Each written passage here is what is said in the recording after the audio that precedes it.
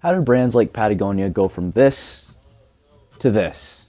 The current Patagonia versus Patagonia lawsuit has got me thinking how corporate the outdoors industry has become and how far that many of these brands have strayed away from their original mission.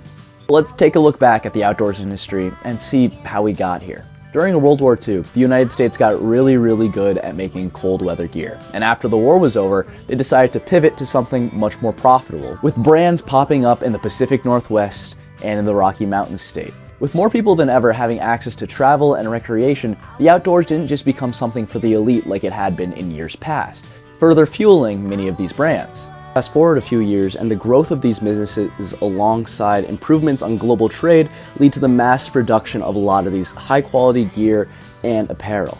Pair that with an extreme sports boom in the 90s, and these brands are doing pretty well off for themselves. These high-quality products that often have really good name recognition means that they can start charging more for their products. And if you combine the recent visibility that things like climbing and mountaineering have had in the public eye with hypebeast culture around fashion, which says that anything that is expensive is therefore fashionable, all of a sudden you start seeing Arc'teryx beanies on the subway and corporate tech bros wearing Patagonia vests. But oftentimes the pattern that I'm noticing is people often neglect why things like this have a high price tag. It's because they're made for you to wear for a lifetime, not just once or twice, not just when they're trendy, but as long as you can.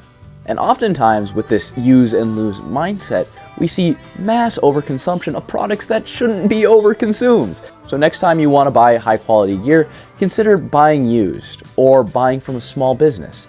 Because oftentimes, a little bit of sweat in a North Face jacket isn't going to cost you your life.